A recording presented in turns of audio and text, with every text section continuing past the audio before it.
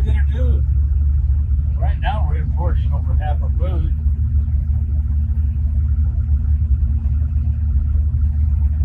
We're importing over half our food.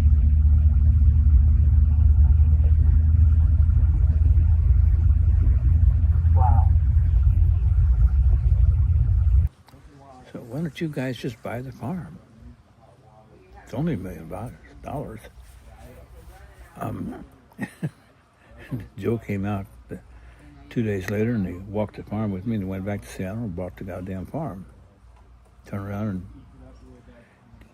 my mistake at that time was I should have made the deal to where I had ownership. So they created the PCC Farmland Trust. A couple of years later, the chain of stores owned the farm, the first farm that the PCC purchased. And they ended up owning it fee simple.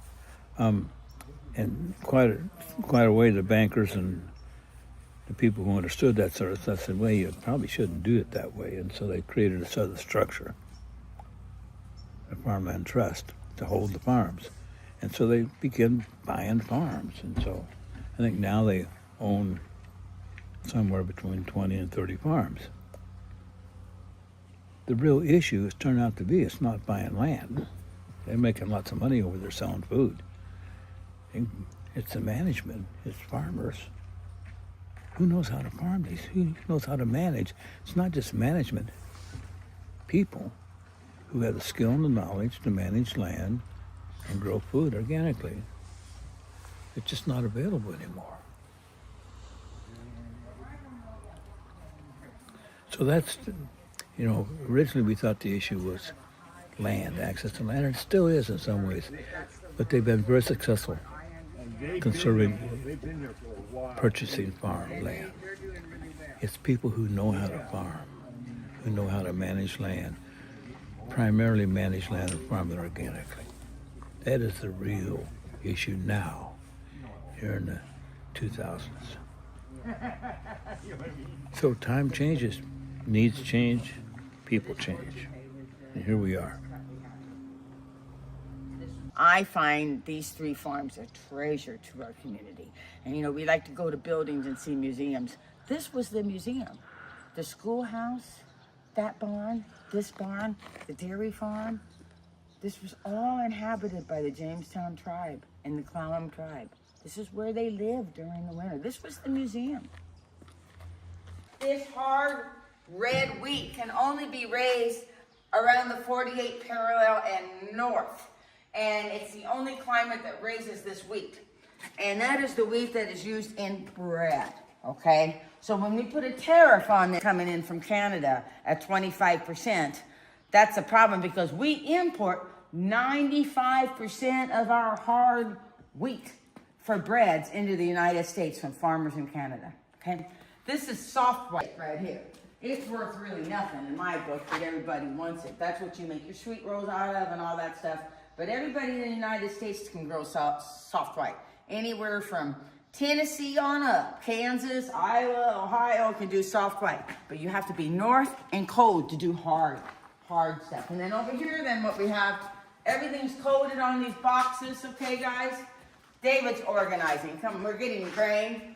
We're like right here, we're trying to move out our buckwheat. We got buckwheat in Windsor right here.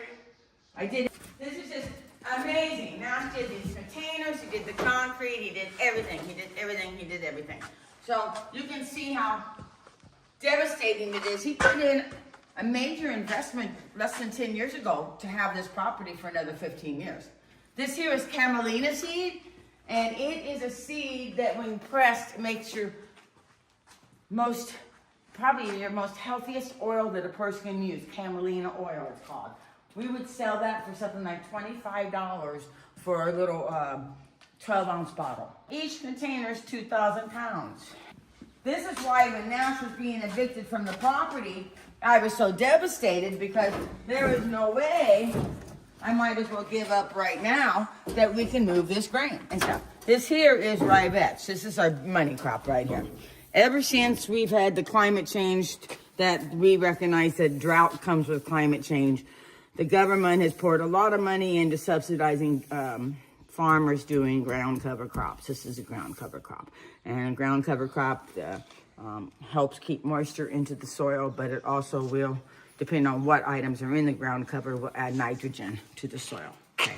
This has a little bit of vetch, will add nitrogen. Purchaser last October was government grants on ground cover. They paid for 15 farmers planting cover crop in this county. They brought in the receipt. We went to the thing, we took in 60 bags. They sold everything and even took another 20 bag order from us. So the government paid for that kind of thing. So it helped the farmer. But this is, anyhow, the University of Washington helped him. He's in conjunction with the University of Washington because they pay Nash to help develop seeds that are that can grow in this environment, and that takes several years. So like the buckwheat, they've paid Nash. They've paid Nash for things like spinach, in which he develops seed and makes it, because like right here, we're on the 48th parallel. For us to grow that hard red, it didn't just come out of a bag. That's 20 years of developing that seed and making it more stronger for this environment. On up to a seed room, I'll show you that.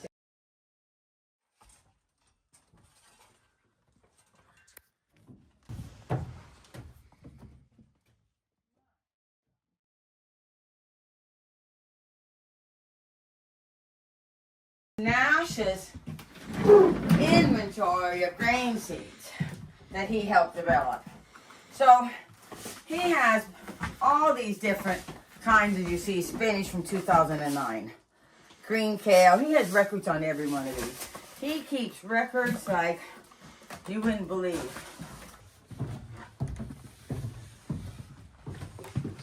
So this farm was built over 100 years ago. Oh, wow.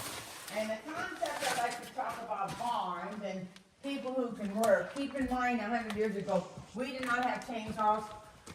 We cleared the land by hand. We peeled the wood, we cut the wood, we dried the wood, we put it in place, and all these timbers came from around here in our fields. Keep that in mind. Anyhow, that's the end of the tour, Miss Crystal. When Nash took over this farm back in 2002, 2003, he actually found this farm. It was going to go on the real estate market. And so he reached out to his friends at PCC at that point who had more money and funds than he did, and proposed the idea that they go and help secure and conserve this farm. And there were many fundraisers then at that point created that we held, that PCC held, to generate the dollars for this farm. And ever since then, now 23 years, 25 years later, Nash is still farming this farm. He plants barley, he plants rye vetch, potatoes, oats, and buckwheat this year. So the farm is still very much a productive farm. We have gone away from vegetables for many reasons, but the grain that Nash raises can be done with our current tractors, along with our grain operation that's in the barn and our drying operation that's here. All of that is part of the farm operation of raising the grain. Here, you'll see something like 20 different screens. Each one of those screens is for a different level and process and a different operation. For seeds, for grain, for beans, all that. And then you get this machine going, and it gets going, and then it cleans it, okay? And right here, Nash designed this. It lifts up one of these, and it's on the wheels, and it dumps. So this thing goes all the way up and dumps. And it either goes down here as a ground, or it goes up there and feeds that machine.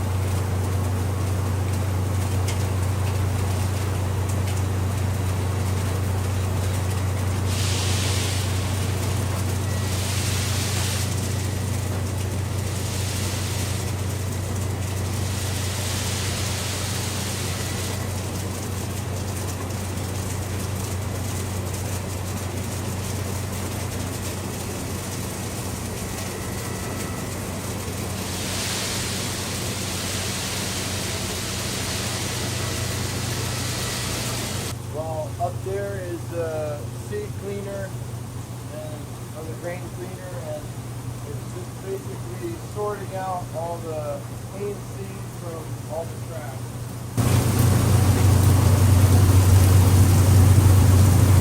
Like that's just rye vetch right there, and then a little bit of barley. This one takes out all of the junk, like just like the smaller stuff, or the too big stuff, or the weed seeds, anything we don't want in there.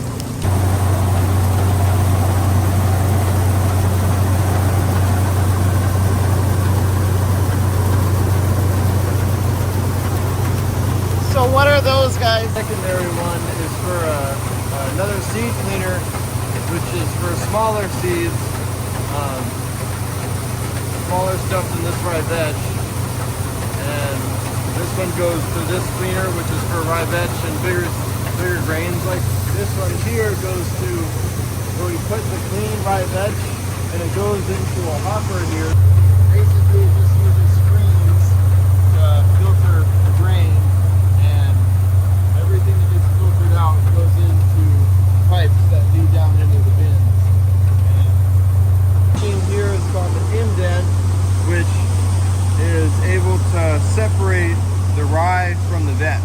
Nash designed a system which brings the grain up and into the seed cleaner. But yeah, he designed this whole barn basically. Yeah, we're currently tilling the front field right now. There's a lot of weeds that we have to make sure are down, and it rained about a week ago, so that gave a chance for the weeds to germinate again. Then we'll go on and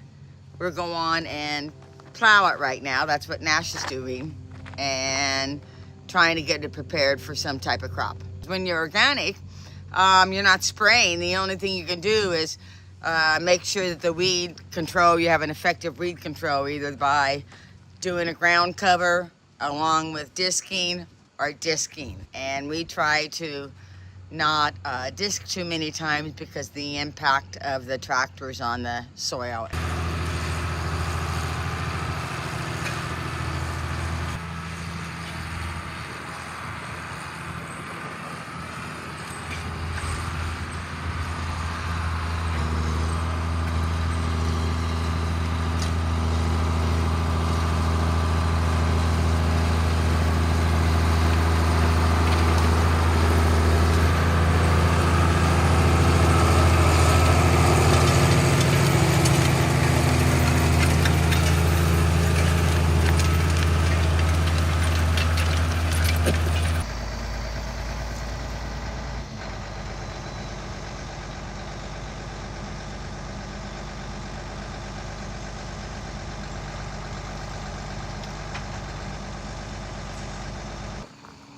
That's enough for one day. That's a heck of a tractor. Yes, it is. It's the biggest thing they made when I bought it. Hell of a day to be wearing a fur coat, isn't it? Yeah. Well, let's turn that air conditioning on in the van and get you put the cool off. Yes.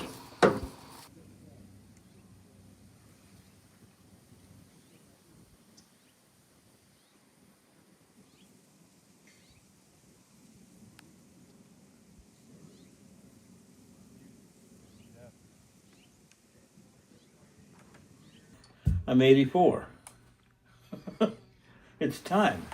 Yeah. You know, when people say that, but you know, the other thing is what keeps you going? What, you know, I mean, what spiritually feeds you? Yeah. What's your plans for next spring? That's a good question. That's a good question. I think about it every day, all the time. I don't know. People to take over what I have built here, and I've been slowly handing. There was one time. At one time, I had 7 farms. I now have 4. I've gotten rid of 3 of the best by passing them on to young men. Because what I've done with those farms is I've conserved them. they cannot be developed. And so now I still have 4 farms. They're all unique. One of them, the largest, is very unique. At times I've controlled thousands of acres through legal means. And if you know how to farm, nobody else knows how to farm. And you have the machinery. I had the equipment. I've got millions of dollars worth of farm machinery. And I know how to use it. There's less than 1 million people in this country that know how to do that. That's really important.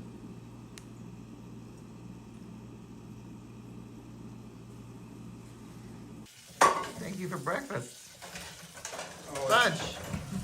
Kind of a brunch, really. Yeah.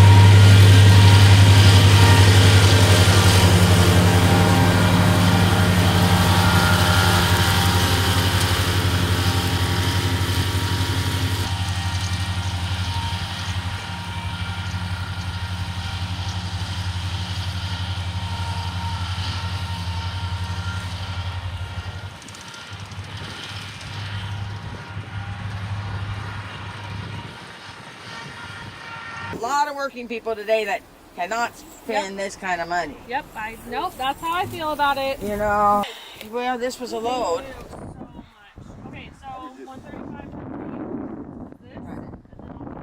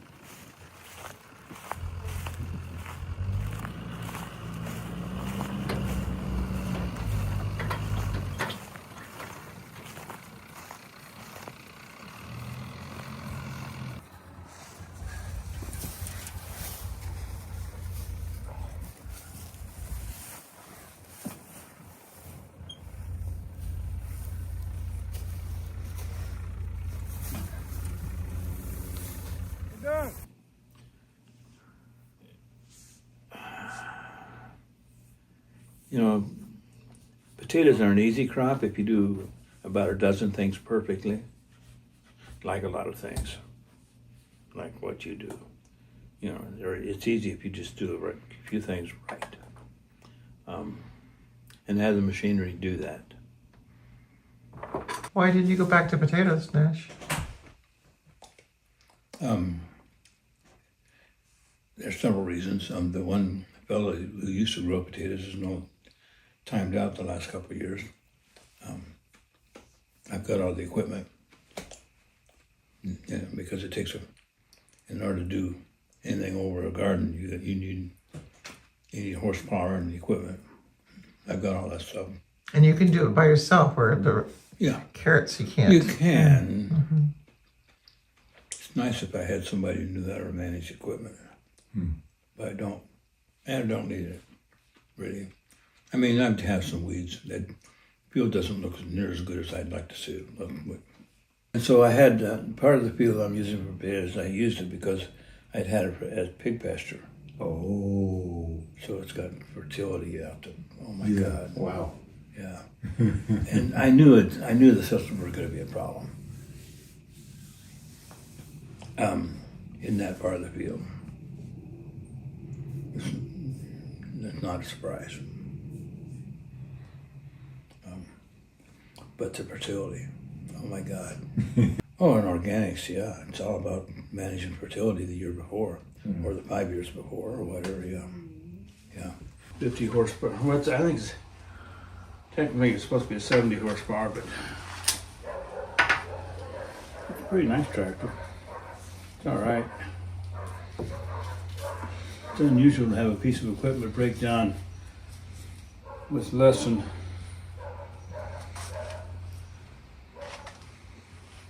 it's got less than 1,000 hours on it. I have to look at I mean, I've got machines around here with 10,000 machine hours on them. Still running good. I mean, that machine there probably has 10,000 hours on it. So I had this machine set up for the first range of cultivation with these S-tine cultivators on it for the potato crop. Normally, I would not change the setup. I just leave this tractor set up the way it is. This thing, I think, was built in 1953. 25 horsepower tractor. I have tractors that are 10 times as big, but they won't do what this tractor will do. They can't. It's all in the design and the thinking. The weed population changes, the plants get bigger, and you gotta change how you set the machine up.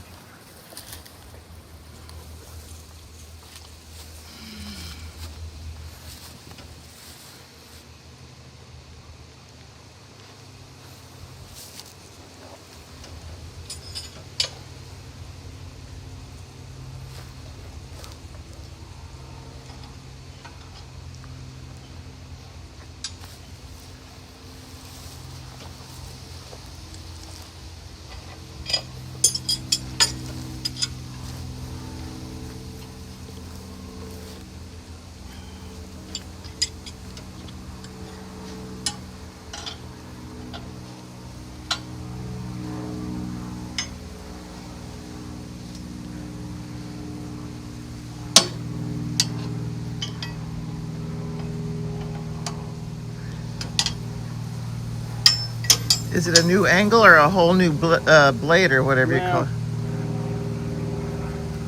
As the plants get bigger, they take up more room in the rows and in the field, so you need to you need to leave more room for them. So it's adjusting it. Yeah, well, I'm taking equipment out. I'm removing, cultivating, and sending the setup down. There you are. I filled up your wood box. I noticed that. Kind of nice. Yeah. Like this would cost you probably several times what it cost me to build it. And we all use a little different system.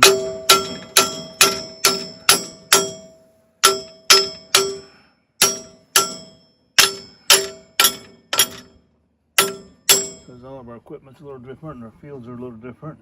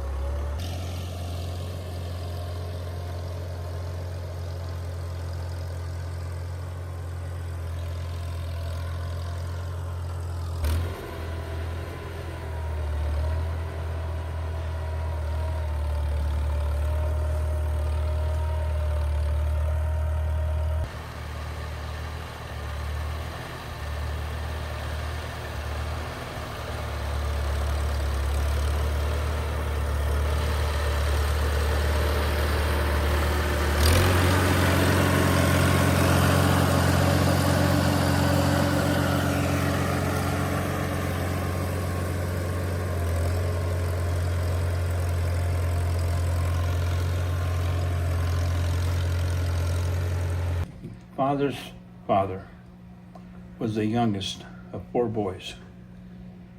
And I have pictures of that family standing in front of the log cabin. You could have fit 4 of those log cabins in this room. Yes, sir. And the father's holding the reins of a horse, a plow horse. Obviously very proud. That's all they had.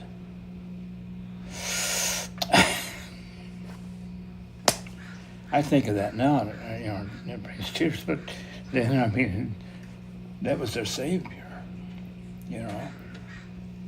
I've had this unit since 84, Wow. 85. Wow.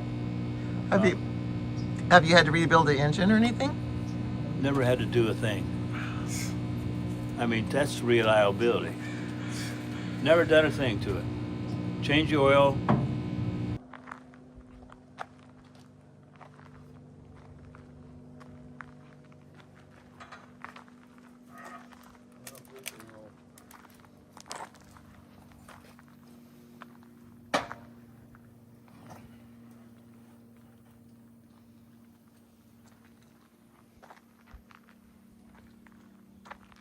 It was set up to run on our smaller tractor with limited hydraulic fittings, and now we've got another bigger unit, a bigger tractor that has more hydraulic power. And that's all it is, it's a matter of setup, because you got 2 independent hydraulic systems, actually 3.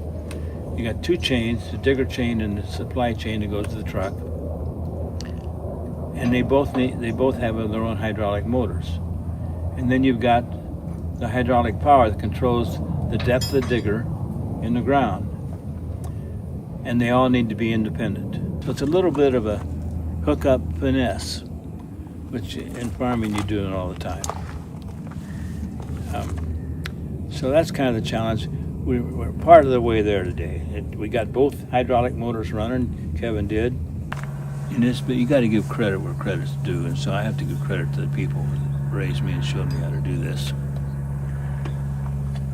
My parents and my relatives who were all farmers. And they didn't necessarily show me how to use this piece of equipment because it didn't exist. But they showed me how to work. That's really important. So we're changing the setup again. It's something we do all the time. You just got to, you never know what you got to do till you got to do it quite often in this business.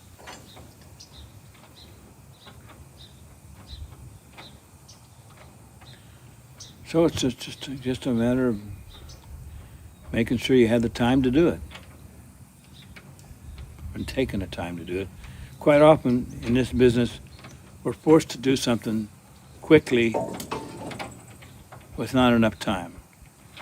And that's where people get hurt. I've been in farming business for 55 years. I've never had an injury on this farm. It's just a matter of discipline, hardcore. You don't do something you should not be doing.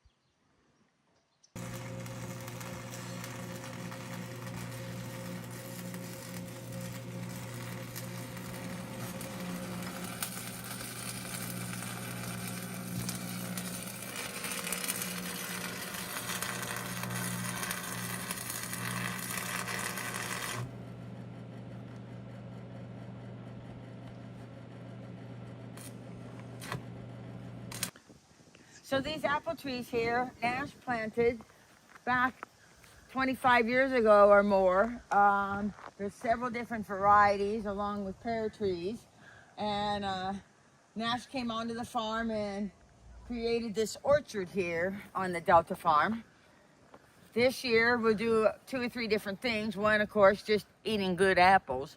But the farm community will come in and pick, and we will press apples and have apple juice. And then the apples that are left every time and the side products of the apple juice, we'll feed that to the pigs. The sows love that. And we'll pile it into the pig's cage, and they will eat it and snort and be happy. That, of course, then would make the meat sweeter, and it'd be a great time to butcher a pig is after you've done that process of giving them the fruit from your orchard. And so that's part of the whole process of farming.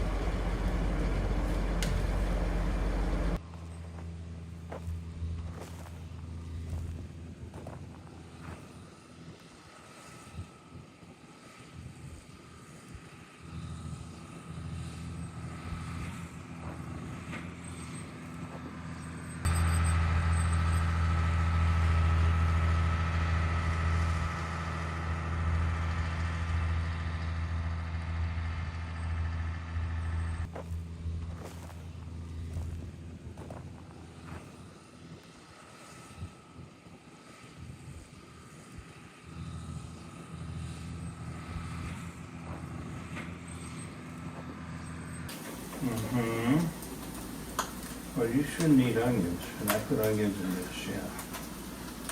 I did. Sorry about that. Yeah.